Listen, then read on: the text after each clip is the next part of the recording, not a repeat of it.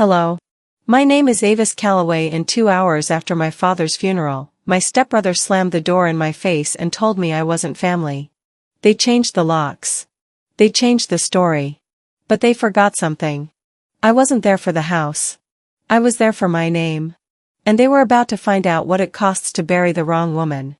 Snow crunched beneath my shoes as I walked up the old driveway. The world was quiet, wrapped in that stillness that only comes after a funeral. Snow crunched beneath my shoes as I walked up the old driveway. The world was quiet, wrapped in that stillness that only comes after a funeral. The black dress clung to my knees, the hem still damp from melted snow at the cemetery. I could still smell lilies and cold earth on the fabric. My father's house, no, the house that used to be my father's, stood ahead, the porch light off, windows dim. I reached for my keys, turning them in my hand like I had 1,000 times before. They didn't fit. I tried again, slower this time. The metal scraped uselessly inside the lock. Then, a sound, soft, final, the metallic click of a bolt turning from the inside. The door opened. Dorian stood there, sleeves rolled, posture casual, like he'd been expecting me. His eyes were the same pale gray as the sky behind him, cold and without reflection. "You're not blood, Avis," he said. "Dad's gone. That makes this house ours. Not yours." My hand was still on the handle when he slammed the door. Not in my face, through me. The sound of the latch echoed down my spine. I stayed there for a moment, snow melting into my shoes, the cold biting at my skin. My hand trembled, but I wasn't sure if it was from the chill or the words. I used to think words couldn't leave bruises. I was wrong. When I finally stepped back, my reflection in the glass door looked like a stranger, hair flattened from the wind, mascara smudged under my eyes. I wanted to knock again, to shout, to remind him that I was David Calloway's daughter too.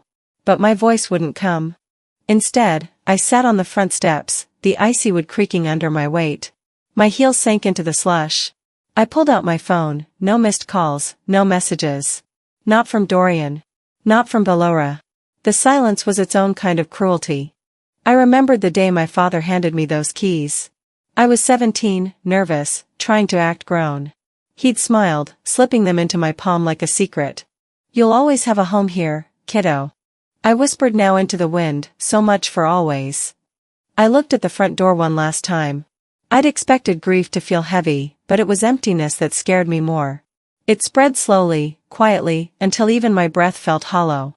The drive to the reception hall blurred into gray. The snow turned to slush, streetlights glowing like small fires through the fog. I parked a block away, afraid someone might see me and tell me to leave. Inside, warmth and laughter hit me like a slap. Belora had chosen white roses for the arrangements, of course she had. They matched her pearls. People stood around with wine glasses, whispering condolences that sounded rehearsed. I slipped in quietly, invisible among them. On the "in loving memory" board near the front, my name was missing. Just his picture, his birth and death dates, and one line, survived by his wife, Belora, and his son, Dorian. Someone behind me asked, "Did David only have the one child?" Belora's voice answered before I could move. "Yes. Dorian. He was his everything." The words stung sharper than the wind outside. I turned. She looked radiant in black satin, her makeup flawless, eyes glistening just enough for sympathy. She didn't see me, or maybe she pretended not to. Either way, it didn't matter. I stood behind a floral display, my hands gripping the edge of the table to keep them from shaking. My lips parted, but no sound came out. My throat closed around every word I wanted to throw back at her. Liar. Pretender. Thief. Instead, I smiled. The kind of brittle smile people wear when they've already lost too much to fight for dignity. A man I didn't recognize touched my arm gently. "You look familiar," he said. "Were you one of David's colleagues?" I nodded. "Something like that." He smiled, moved on, and just like that, I ceased to exist again. Belora's voice floated through the room, light and gracious. "He was a wonderful father. We were blessed beyond measure." The champagne flutes clinked. The pianist started a soft tune my father used to hum when he cooked breakfast. My stomach turned. I walked to the table near the exit, where family photos were displayed in silver frames. My fingers brushed over the glass, tracing outlines I used to know. My own face was missing. One frame caught my eye, Christmas, 10 years ago. My father in a sweater, Dorian beside him. The space where I should have been was cut out, replaced with a blurry background of pine needles. The photo had been edited. I hadn't been forgotten. I'd been edited. The realization hit harder than any argument. It was cleaner this way, I guessed, for them. No need to explain the girl who didn't fit their perfect portrait. A memory flickered, soft and painful. Dad laughing in the kitchen, his apron covered in flour. He'd looked over at me, his hands dusted white, saying, "Don't ever let anyone make you smaller, Avis. You hear me?" I had heard him. I just hadn't believed him. When I stepped outside, the cold slapped my cheeks awake. The night air smelled like smoke from nearby chimneys. Snowflakes drifted onto my sleeves, melting instantly. I walked to my car without looking back. The street was lined with cars from the reception, windows fogged from warmth and conversation. Through the glass of the hall, I could still see Valora hugging guests, her face composed in perfect grief. I wondered if anyone there would notice that the only daughter of David Calloway left early. I doubted it. The drive back to the motel was quiet. My suitcase rattled in the trunk, half-packed, the lavender sachet I'd kept from my mother's drawer faintly scenting the air. I hadn't unpacked since I flew in for the funeral. Maybe I knew I wouldn't stay. I parked outside the small roadside inn, the neon sign flickering. My reflection in the car window looked older than it had a week ago. I wasn't sure if it was the funeral or the realization that I'd been grieving long before my father died. Inside the room, I slipped off my shoes and sat on the edge of the bed. My hands were stiff from cold, my skin pale. I stared at the keys still in my pocket, the ones that no longer opened anything. I turned them over, running my thumb across the grooves. My father's initials were carved faintly into the metal. DC. I remembered the day he made them, laughing, saying he wanted something personal. Now they were just decoration. I lay back on the bed, staring at the ceiling fan turning slowly. The hum filled the silence I couldn't bear. Grief didn't feel like crying. It felt like the moments between breaths, when everything holds still, and you wait for something to start again. I closed my eyes and saw the door slam again, felt the vibration through my hand. Dorian's words echoed, looping until they blurred into meaninglessness. "You're not blood." Maybe he was right. Blood had never been what kept this family together. It was appearances. Control. Valora's perfect smile. My father's silence. Dorian's entitlement. Somewhere in the noise of memory, I could still hear Dad's voice, soft and tired. "I'll fix it, kiddo. Just give it time." Time ran out. The next morning would come like any other. People would drink coffee, go to work, talk about weather. And I'd still be here, in a motel that smelled like dust and cheap detergent, trying to understand how someone could erase you so thoroughly that even the walls forgot your laughter. I sat up, pulling the curtains aside. Snow kept falling, covering everything evenly, mercifully. It was almost beautiful, the way it buried what hurt. Maybe that was the secret: let it fall, let it cover, let it soften what they ruined. But as I watched the flakes blur against the glass, I knew peace wasn't coming yet. The house was still standing. The locks had changed, but the truth hadn't. I exhaled slowly, whispering into the room, "You can't lock me out forever." The suitcase in my trunk still smelled like lavender and decay. I hadn't unpacked grief. I was about to unpack war. The next afternoon, I parked in front of the house with the same deliberate stillness one might have before entering a courtroom or a crime scene. My fingers gripped the steering wheel until the leather left impressions in my palms. I'd rehearsed the line 3 times on the drive over. "I'm just here to get my things." Simple. Measured. Non-threatening. But standing at the door, words felt heavier than the winter air. I rang the bell once, then again. No one answered. After a moment, the door creaked open, not by Dorian or Valora, but by a small boy with 2 large sneakers and a smear of peanut butter across his chin. "Mom," he yelled down the hall without even looking at me. "The lady's back." The lady. Not Avis. Not Aunt Avis. Just the lady. I stepped inside without waiting for permission. The floorboards groaned in protest beneath my boots, though the house had always been quiet like that, creaking like it wanted to say something but didn't know how. I walked down the hallway where family portraits once hung in chronological order. I used to be in the 4th frame. Right after my father's college photo, before his wedding to my mother. Now, there were fresh photos. Valora, beaming in every one. Dorian, stiff and professional. And the boy, the one who called me the lady, grinning beside a golden retriever that had never been allowed when I was growing up. None of them included me. The hallway ended at the door to my old room. I paused, hand hovering above the knob. That door used to be green, chipped from too many posters taped on it over the years. It was white now. Glossy. Cold. I opened it. The smell hit first, artificial grape from some plug-in air freshener.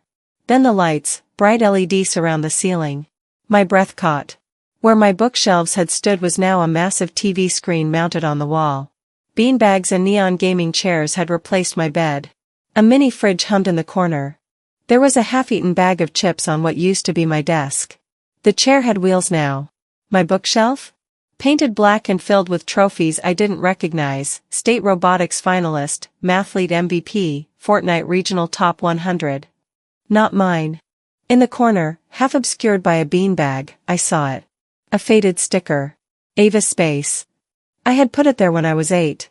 Curved letters in sparkly pink font. It was peeling now, torn through the middle. Someone had tried to scrape it off and failed. Gently, I reached out and touched the edge of the sticker. It crinkled beneath my fingertip. For a second, I saw the room the way it used to be, lavender walls, stacks of dog-eared paperbacks, the dreamcatcher hanging from the window. Gone. I stood very still. The boy had wandered in behind me. "This is my game room now," he announced proudly. "Dad says it used to be storage." Storage. That was what I'd become. A box shoved in the back of a closet. A name no longer spoken. A memory no one wanted to claim. "Where's your dad?" I asked, my voice flatter than I expected. "In the kitchen," he said, already clicking his controller. I walked down the hallway that no longer had my laugh echoing through it. The kitchen had been remodeled, sleek countertops, smart appliances, everything in stainless steel. Dorian stood at the sink, sipping from a mug that said, "Best dad ever." It was the same mug I'd given our father 5 years ago for Father's Day. He looked up like I'd interrupted something inconvenient. "You didn't call." "I didn't know I had to," I replied. He shrugged, casual as a man discussing the weather. "What you left behind wasn't much anyway. We cleared it. The kid needed a space. They didn't just throw away my things. They threw away the version of me that ever existed here." The words echoed silently in my head.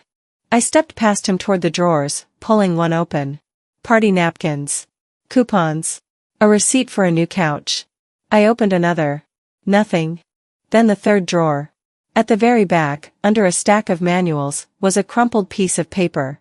I unfolded it slowly. It was a page from my old journal. My handwriting, still loopy in parts, slanted like it had been rushed. Someone had scribbled over it in green marker. I could still read the line at the top. "I wish they'd stop pretending I don't exist." I folded it carefully, sliding it into my coat pocket. Not because it was proof, but because it was a relic. Dorian hadn't said another word. He didn't ask what I was looking for. He didn't tell me to leave. He didn't have to. I walked back toward the front door. The boy was still playing his game, the screen casting flickers of artificial light across his face.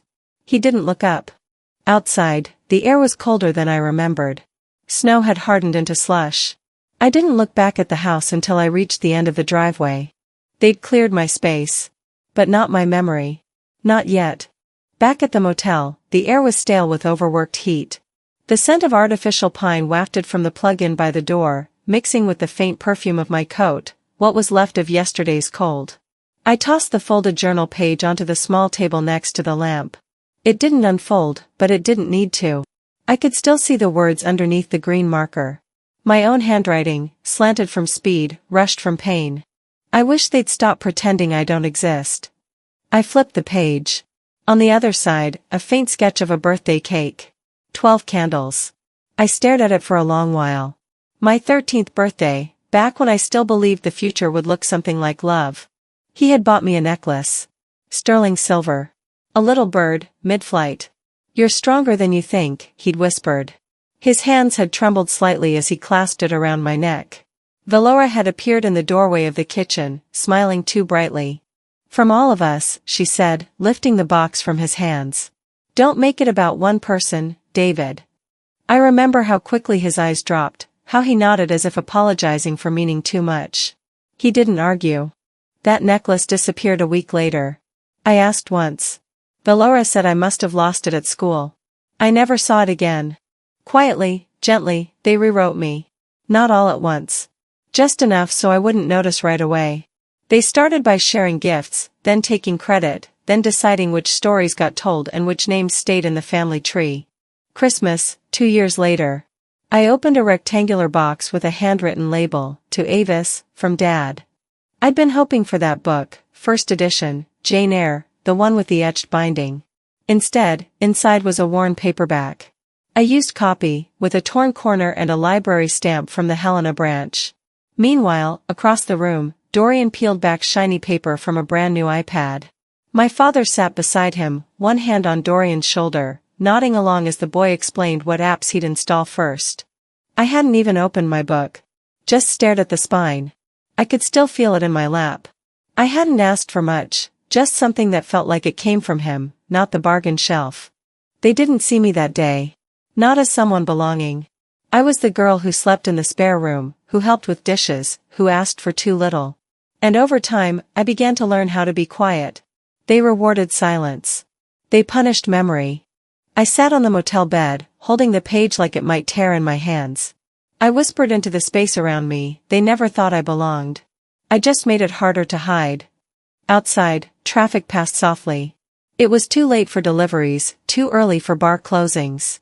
A neutral hour, where nothing was expected of anyone. I pulled out my phone. My fingers hovered over the screen, uncertain. Then I scrolled down to a name I hadn't touched in 5 years, Leora Grange. My cousin. Sort of. Her mother and mine had been half-sisters. Leora had always been sweet to me, in that detached, apologetic way people are when they don't know whether you're family or not. I typed. Did they always talk about me like I wasn't really family? It took her 20 minutes to reply. Only when you weren't in the room. There was no malice in her message. Just a simple, blunt truth. The kind that cuts the deepest. I didn't answer. I didn't know how. What could I say that wouldn't make me sound pathetic? That I'd been fighting for scraps of belonging? That I thought being blood would mean being loved? The TV was still on, some Hallmark movie rerun playing in the background. A mother hugging her daughter, crying at a wedding. I muted it. I couldn't listen to someone else get what I was denied. I sat still for a moment, the silence pressing in. Then I picked up my phone again. This time, I didn't hesitate. I dialed the number I'd memorized the summer I turned 29. I never called it, not once. But Dad gave it to me, back when he and Valora were rewriting their estate plan. Just in case something ever doesn't feel right, he said. You call Merritt. Keys. Thorough. Merritt Delaney. Estate law. The line rang twice before I heard a voice. I was wondering when you'd call. His voice was slow, measured, the kind that filled the space without needing to raise volume. This is Avis Calloway, I said. I think I need your help. There was a long pause. Not silence, just waiting. I remember, he said finally. Your father left instructions. My pulse ticked up. Instructions? He planned for a few scenarios. I imagine you're calling because one of them came true. My mouth was dry. They changed the locks. Took over everything. I wasn't even listed at the memorial. He anticipated some resistance, Merritt replied. What they didn't anticipate was that the law still recognizes your name. Would you be able to meet in person? I glanced around the motel room. My coat was still draped over the chair. My bag hadn't moved. Neither had the journal page. He gave me an address, downtown, just off Main Street. An office above the bakery I used to visit with my dad on Sunday mornings. You'll want to bring anything they left behind. Letters. Documents. Even receipts. Especially if something seems altered. Altered? I asked. Merritt's tone stayed even. If they tried to delete you legally, they may have left a trail. When we hung up, I didn't move for several minutes. My hands had stopped shaking, but my chest still ached with something I couldn't name. Not sadness. Not exactly anger. It was the weight of finally being seen. Even if it was by a man I hadn't spoken to in over a decade. I looked at the journal page again. At the crooked letters. At the sentence beneath the marker. Gently, I folded it and tucked it into my coat pocket. Healing didn't arrive suddenly. It happened softly, step by step. I turned off the TV. Pulled on my boots. Slid my coat over my shoulders. Outside, the air was crisp. Cold enough to wake me from everything I'd swallowed for too long. I didn't know what merit had. I didn't know what the law would say. But I knew one thing as surely as I'd ever known anything. They had erased me on paper. I was about to become permanent in ink. Morning light slipped between the curtains of the motel room, soft and uninvited. I hadn't slept much. The heater hummed low, pushing dry air around like it was trying to fill the silence. The number Merritt had given me was still saved on my phone, the message unread, his words replaying in my head. David left you something. But it's not just on paper. I sat up slowly. The room smelled like coffee from the lobby downstairs and faint detergent from the sheets. My body felt like it belonged to someone who'd been holding her breath too long. I dressed in jeans and an old denim jacket, tying my hair back without looking in the mirror. The black funeral clothes were folded in the bottom of my bag. They had served their purpose. Driving toward the house felt different that morning. Not dread, something closer to resolve. The roads were slick with thin frost, the sky washed pale blue. Every turn brought back a memory I didn't want, but I drove through it anyway. The Callaway house came into view like a bruise I couldn't stop pressing. Dorian's truck was in the driveway. I parked behind it, turned off the ignition, and sat for a moment with my hands on the steering wheel. The engine ticked softly as it cooled. Then I exhaled and stepped out. The crunch of ice beneath my boots was the only sound. I knocked once, hard enough to echo. The door opened halfway. Dorian leaned against the frame, his expression somewhere between irritation and boredom. You again?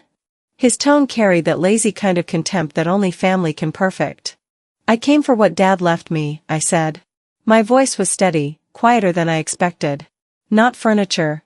Meaning. He laughed, short and cruel. Meaning? He's gone, Avis. He doesn't owe you anything. I held his gaze. You and I both know that's not true. Something flickered behind his eyes, just for a second, before he looked away. You want a box of old papers, fine. Take it. But you should know, he was sick because of you. The air went still. You were a burden, he continued. He worried about you, about what you'd do next, about how you'd never settle down. You drained him, Avis. You killed him with guilt. I felt the words like small stones against my ribs. They didn't break me, but they left marks. I didn't answer right away. My voice would have cracked if I tried. So I let the silence stretch until it became uncomfortable for him. Then I said, calmly, you should be careful with your stories, Dorian. They don't age well under light. He blinked. I stepped past him before he could respond. The house was colder than it should have been. The air smelled faintly of polish and something sour, maybe resentment. I walked through the living room, past the photographs that had replaced every trace of me. Valora's face smiled from every wall. My own had been erased with expensive taste. In the den, the curtains were drawn halfway. Dust floated in slanted beams of light. My father's desk still stood against the far wall, though it had been stripped bare of his clutter, no pens, no paperweights, no half-finished crossword puzzles. I ran my fingers across the surface, feeling the grooves where his pen had pressed through years of paperwork. Something inside me stilled. There was a book on the lower shelf, an old leather-bound copy of The Old Man and the Sea. My father loved that story. He used to quote it when life turned bitter, a man can be destroyed but not defeated. I pulled it from the shelf. The spine cracked softly, dust rising like breath. Between the pages, near the middle, was an envelope, yellowed, sealed, my name written in his handwriting. Avis. For a long time, I didn't move. My throat tightened around a sound I refused to let out. I tore the seal gently. Inside was a folded letter, a small brass key, and a slip of paper with Merritt Delaney's number, the same one I'd called. The letter was brief, written in his slanted script. If they shut you out, it means I failed too late. But not completely. You'll find what you need with Merritt. You have more strength than you think, kiddo. Don't let them turn you into silence. The key was cold in my hand, heavy and old. I could still hear him say those words, the real ones, not written. Don't let them turn you into silence. I slipped the key into my pocket, folded the letter carefully, and turned toward the doorway. Dorian was there, watching. You done? He asked. Or are you planning to move back in? His voice dripped with that same casual cruelty. I met his eyes. You'd like that, wouldn't you? To have something new to throw away.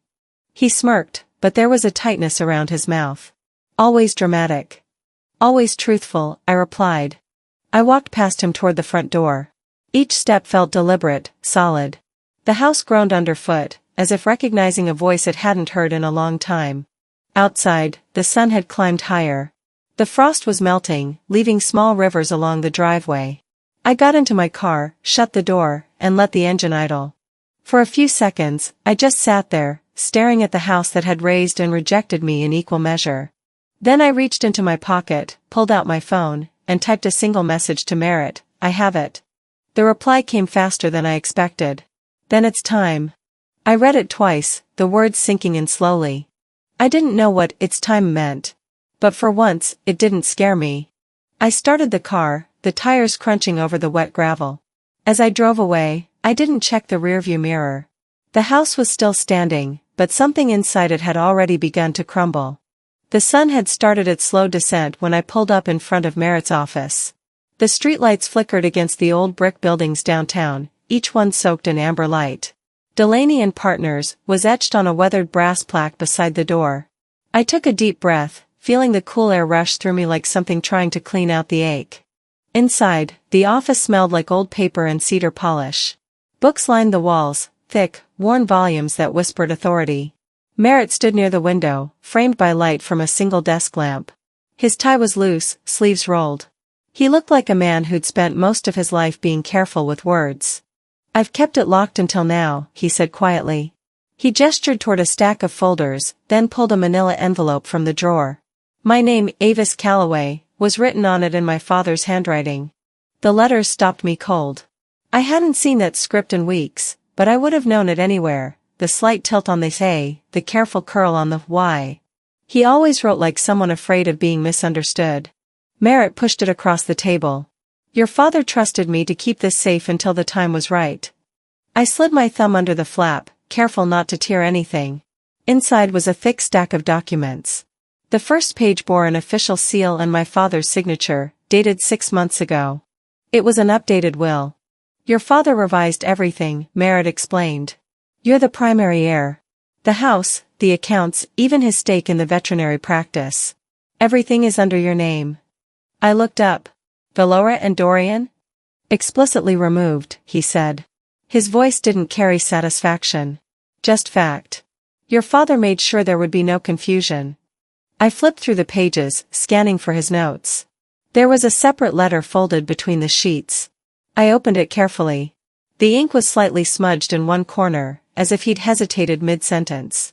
Valora doesn't love legacies. She hoards them. She believes what she controls, she owns. I wanted her to see that love isn't ownership. But she never did. Beneath the letter was a printed email, dated 2 weeks before the funeral. From Merritt to me. Subject, confidential, estate documents, immediate review required. The email had been sent to my old address, the one connected to the family domain, managed by Dorian. My stomach twisted. I'd never seen this before. Merritt, I said slowly, I never received this. He adjusted his glasses, reading over my shoulder. That's what I suspected. Someone accessed your inbox. The message was deleted within 24 hours. The words stung more than I expected. Not just because they had tampered with something legal, but because they had erased my father's final act of care before I could even see it. They didn't just shut me out, I said quietly. They deleted the backup plan. He nodded. They moved faster than expected. But not fast enough. Merritt stood, crossing to a cabinet near the window. He pulled out a small USB drive and set it next to the papers. Your father left something else. A voice memo. He wanted you to hear it yourself. I hesitated before picking it up. The drive felt warm in my hand, though I knew that was impossible. He plugged it into his computer, turned the volume up just enough.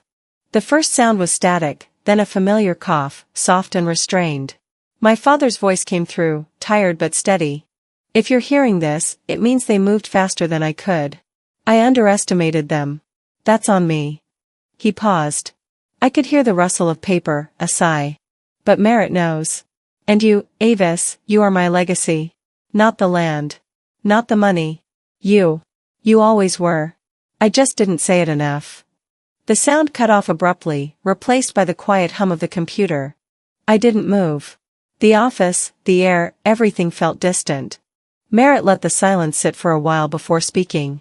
He recorded that 2 weeks before he died. He wanted you to understand the intent behind every document. I took a deep breath. I understand. He watched me carefully, perhaps waiting for tears. But they didn't come. I had cried enough in empty rooms. This moment didn't feel like grief, it felt like truth returning to its rightful place. What happens next? I asked. Merritt leaned back in his chair. Next, we let them act. They'll think they've won. They'll show their hand. And when they do, the law will show its teeth. His tone was calm, almost gentle, but there was something deliberate underneath it. Valora will panic, he continued. Dorian will get sloppy. That's when you'll step in. I frowned. So I just wait? He smiled faintly. You let them keep digging. It's the only part of their story they've ever written well. For the first time in weeks, I felt something like control. It wasn't victory yet, but it was direction. I gathered the papers, sliding them carefully into the envelope. If I'm going to stand against them, I need to understand every detail. Merritt nodded. I'll have copies made. And Avis, he paused, don't underestimate how afraid they are of losing what isn't theirs. I nodded slowly. Then let's give them a reason. He tilted his head slightly, a trace of a smile. That sounds like your father. When I stepped outside, the evening air wrapped around me like water from a cold spring. The street was quiet, traffic thin. Across the road, the bakery my father used to take me to had already closed. The smell of bread lingered faintly in the wind, familiar and distant all at once. I leaned against my car for a moment, the envelope pressed to my chest. Every page inside it was a contradiction, my father's love written in legalese, his protection wrapped in signatures and seals. They had tried to bury me under silence, under paperwork, under pretense. But he had carved a way out. As I sat behind the wheel, I replayed the recording in my head. The tone of his voice, the weight of that final line. You are my legacy. I whispered it once, testing how it felt to say it aloud. I am.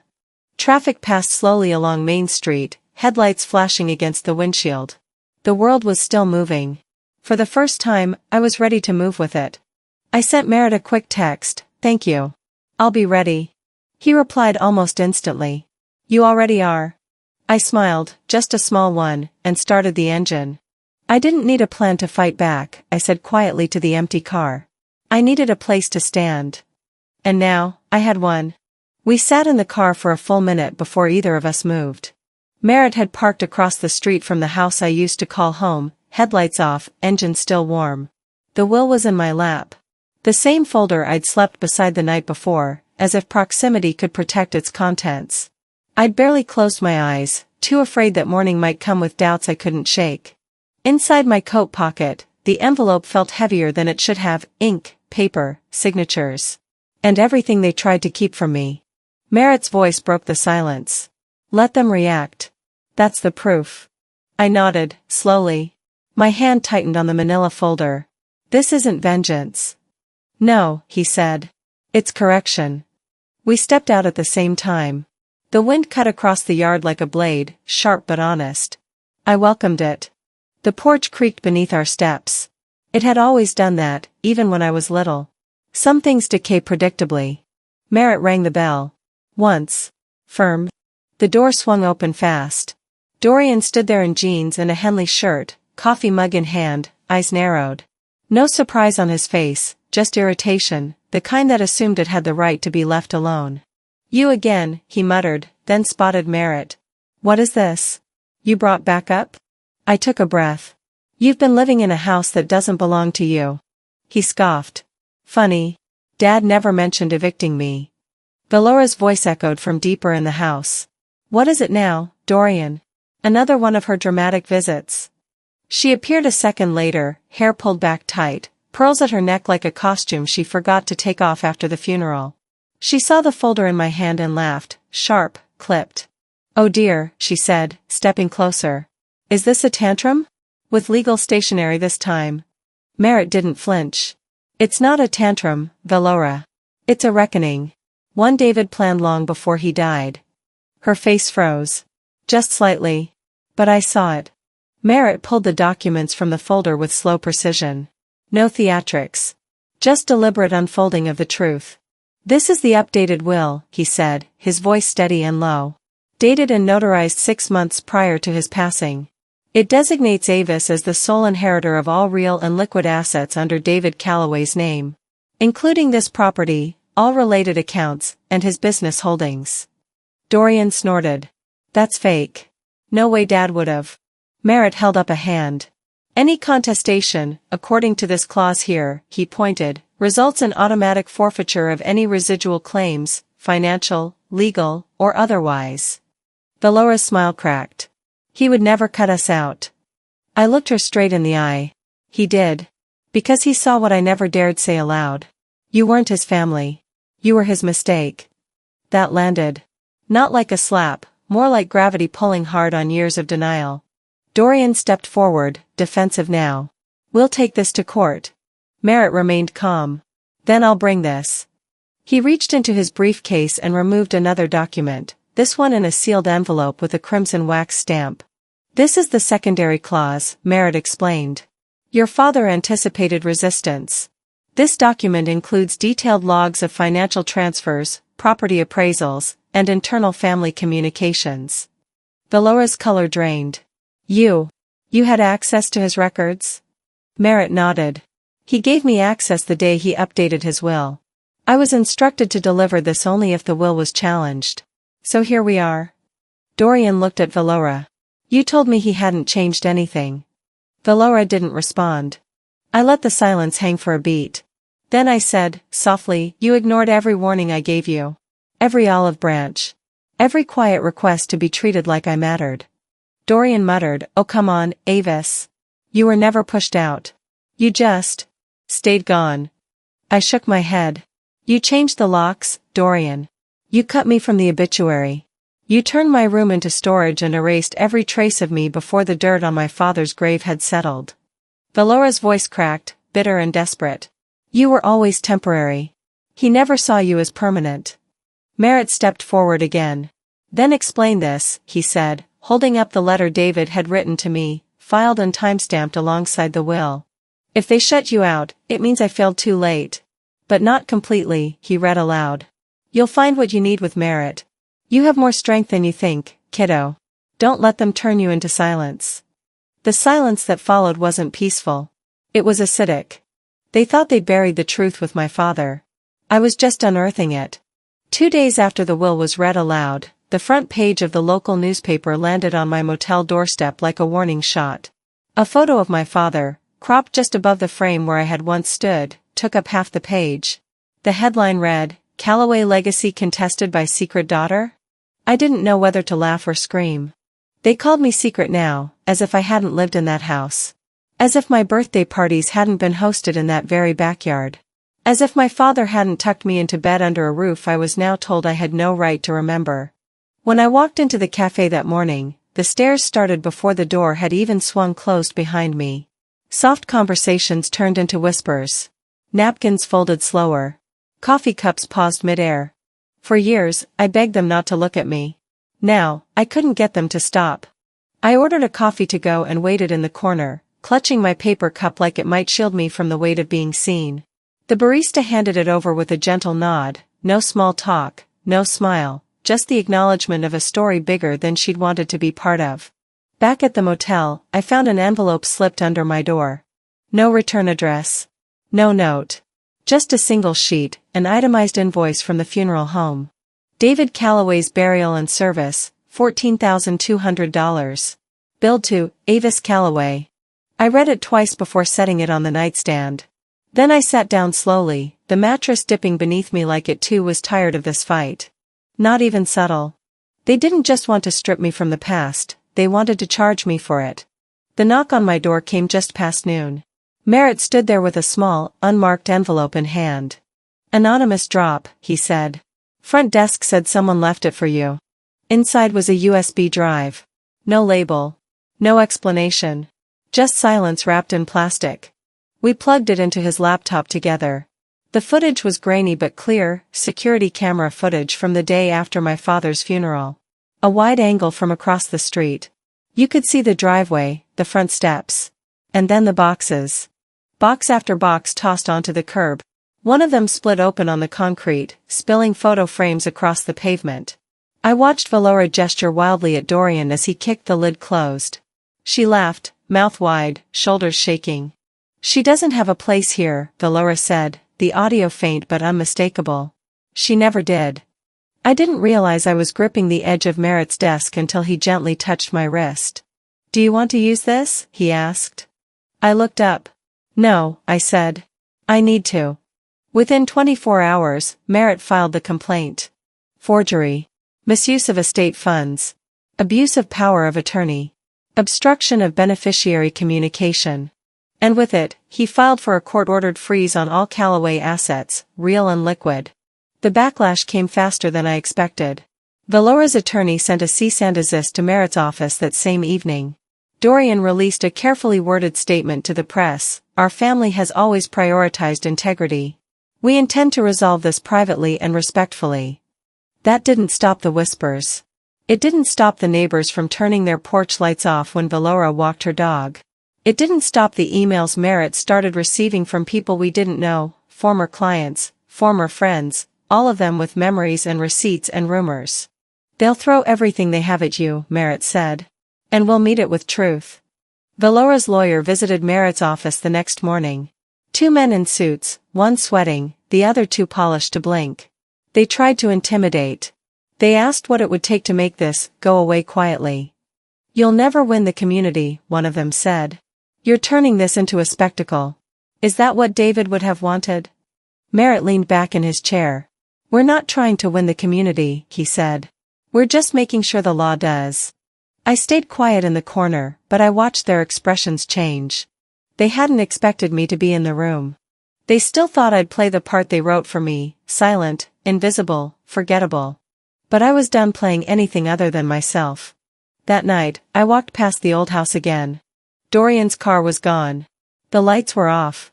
I paused near the sidewalk, looking at the place that had both raised and erased me. The porch was dark. No movement behind the windows. The quiet didn't feel comforting. It felt hollow. A neighbor stepped out from her driveway, taking out the trash. She spotted me and hesitated. Then she nodded. "About time someone stood up to them," she said. I offered a small smile. My voice was soft, but clear. "Not just someone," I said. "The right one." They used to call me invisible. Now, they had to say my name under oath. The courthouse smelled faintly of old wood and coffee.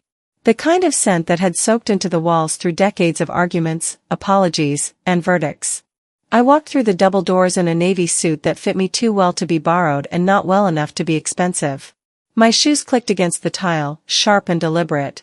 People looked up as I entered. Some whispered my name. Others just stared. I didn't lower my gaze.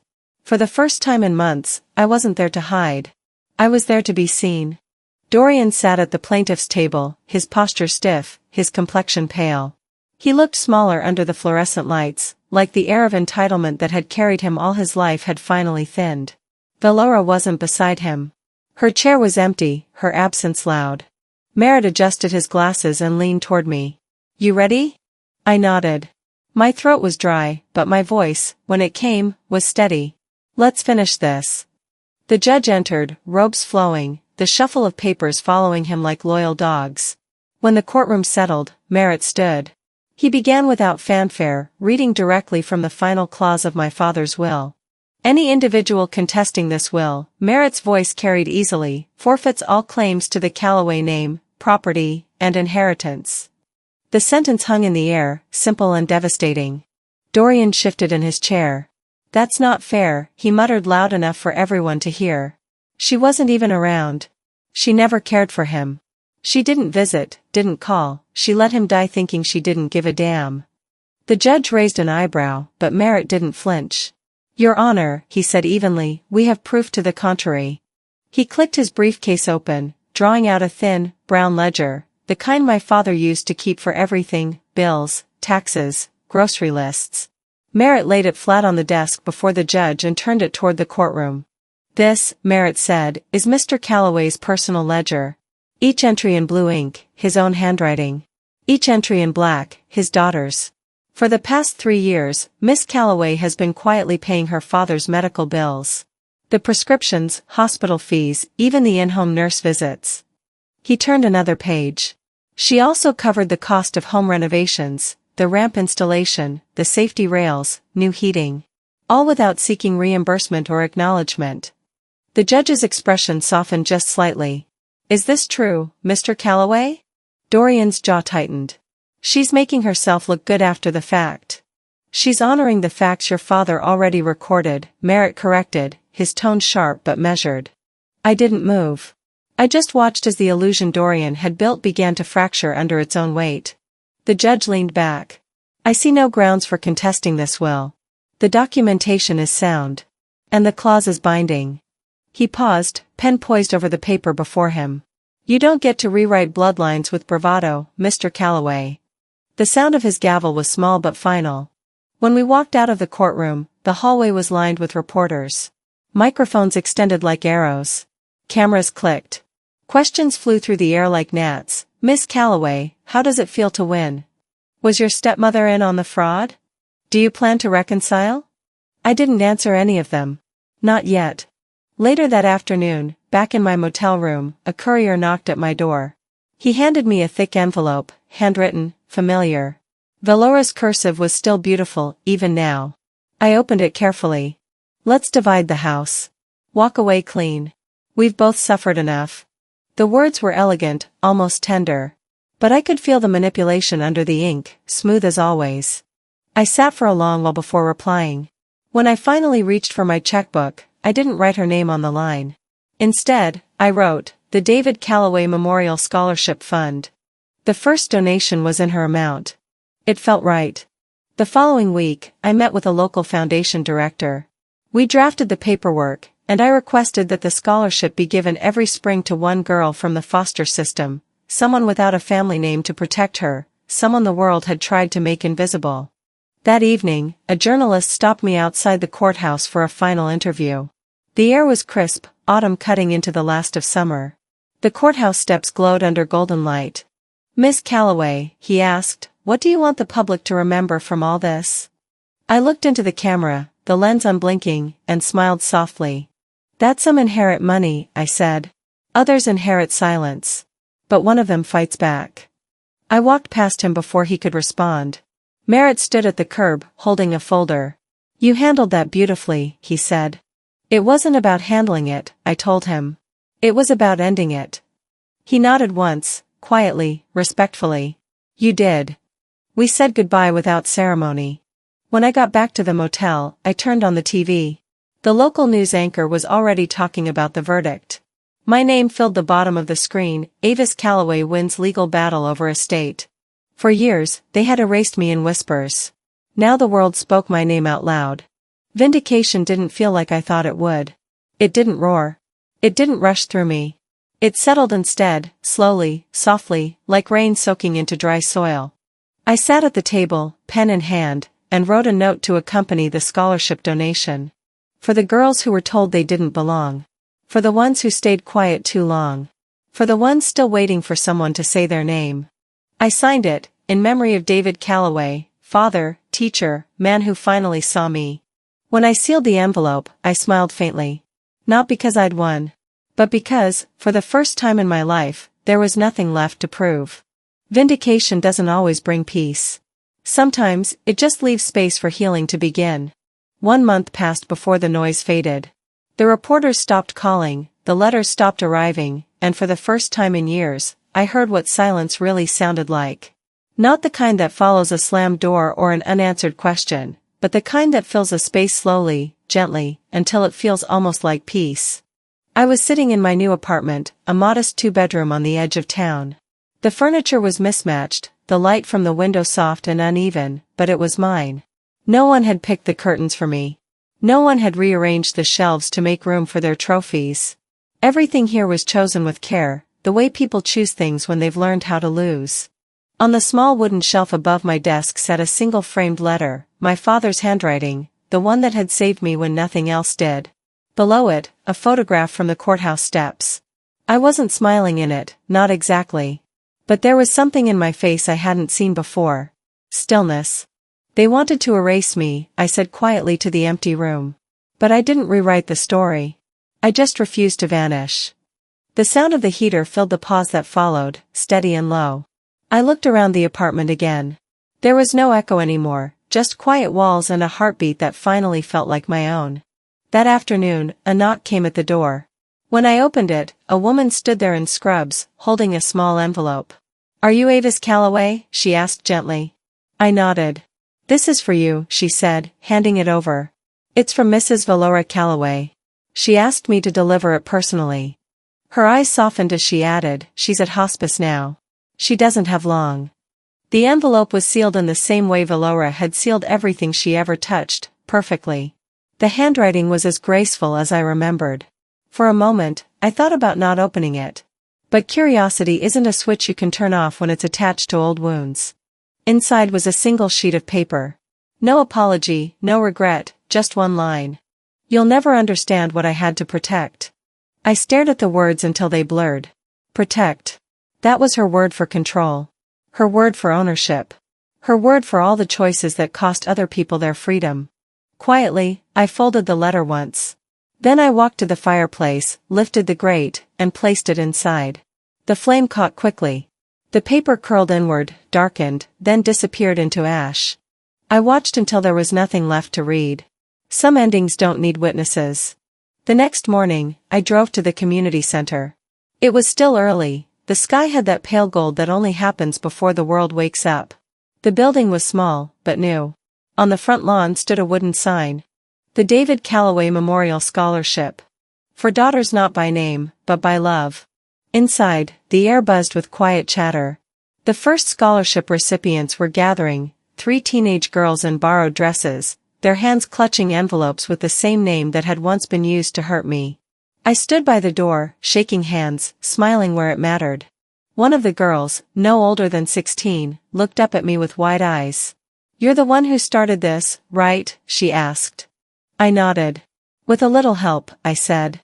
She handed me a thank you card, folded crookedly, edges smudged. "I didn't think people like us got picked for things like this," she whispered. I smiled. "You did this yourself. I just made sure no one told you otherwise." When the ceremony ended, I lingered for a while, cleaning up stray programs and plastic cups. The hum of conversation faded until I was the last one left in the hall. Standing under the sign, I traced the carved letters with my fingertips. The wood was rough, imperfect. That felt right. Justice hadn't fixed what was broken. It had simply kept them from breaking anyone else. As I drove home, the radio played a song I hadn't heard since I was a child, something my father used to hum when he worked in the garden. For a moment, I could almost smell the earth again, feel the summer air from years ago. He used to pause, wipe his hands on his jeans, and say, "You can't make things perfect, kiddo. But you can make them honest." At home, the evening air drifted through the window. I made a cup of tea, sat on the porch, and pulled out my journal.